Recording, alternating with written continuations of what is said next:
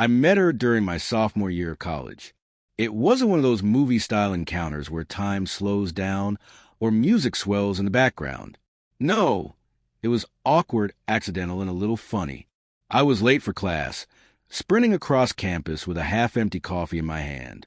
I turned a corner too fast, crashed straight into someone, and my coffee exploded all over her white sweater. She looked down at herself, then at me, her expression somewhere between shock and disbelief. I froze. "Holy crap! I'm so sorry," I blurted out. She blinked twice, then started laughing. Like really laughing, head tilted back, carefree. "Guess I needed a new sweater anyway," she said. That was the first time I saw her, Lena. After that, I kept seeing her everywhere. In the campus cafe, sitting by the window with her laptop and an oversized hoodie. At the library, humming quietly to herself while she studied. She was the kind of person you notice without meaning to, the kind who seemed to have a little bit of light around her, even when the day was gray. One afternoon, she spotted me in the student center and waved like we'd been friends for years. "You're the coffee guy," she called out. That became our running joke. She'd call me coffee guy, and I'd call her sweater girl. We started talking more, first between classes, then during late-night study sessions, then over dinners that slowly stopped feeling casual. And before I knew it, she was just part of my life. There was nothing forced about it. We didn't label anything. We didn't have to. We'd just find each other. If I was stressed, she'd show up at my dorm with pizza and terrible rom-coms. If she was sad, I'd bring her coffee and let her talk until she ran out of words. We were best friends. Everyone on campus knew it. They also assumed we were dating. We weren't. Not officially. Not then. But if you'd asked me who I couldn't live without, I would have said her without hesitation. After graduation, everything changed, as it always does. She got an offer for a design internship in New York. I landed a job in Boston. We promised to stay in touch. We did for a while.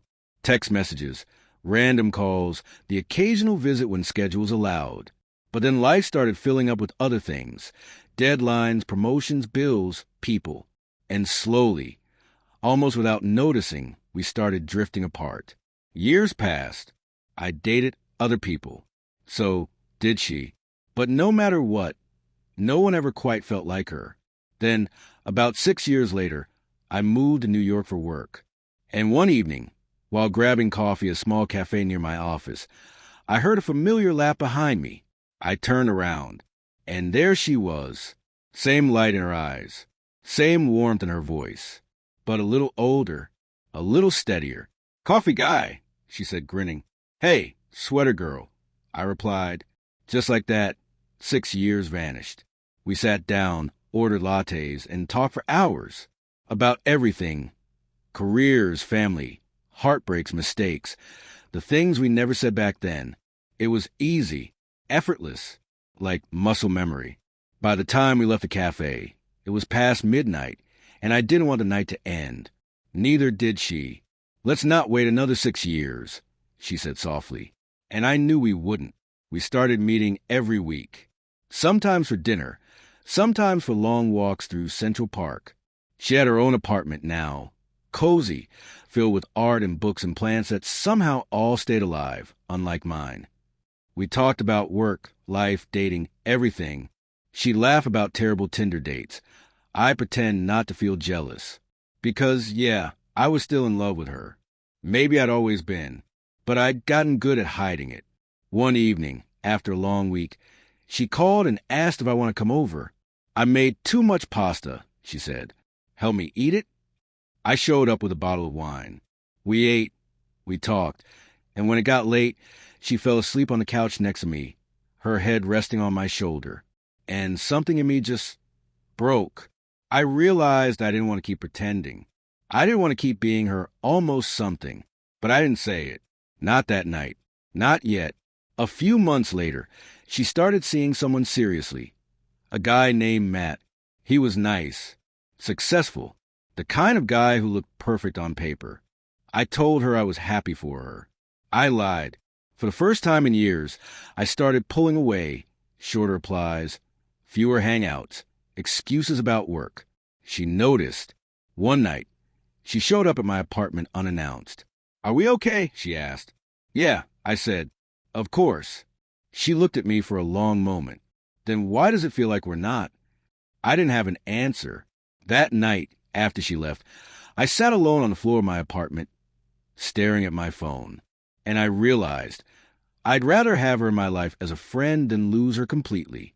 So I went back to pretending. A year later, she broke up with Matt. It wasn't dramatic, just one of those relationships that slowly stops working.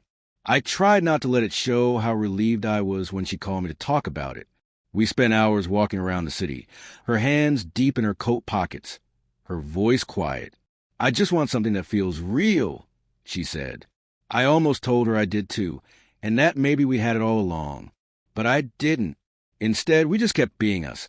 Late night calls, stupid jokes, Sunday breakfasts. Until one night, something shifted. We were at her place, watching an old movie, sharing popcorn. She turned to say something, and our faces were suddenly close. Too close. For a heartbeat, neither of us moved. Her eyes flicked down to my lips. And then she kissed me. It wasn't planned. It wasn't dramatic. It was quiet, soft, honest. When she pulled back, she whispered, "I've been wanting to do that for years." I just smiled. Me too. After that night, everything changed, but also, somehow, nothing did. We still laughed, still tease each other, still talk for hours about everything and nothing. Except now, when she reached for my hand, she didn't let go. We didn't rush it. We didn't define it. We just let it happen. A few months later, we were walking across the Brooklyn Bridge at sunset. She stopped, looked at me, and said, "Do you ever think about how it all started? The coffee, the sweater?" I laughed. "All the time." She smiled.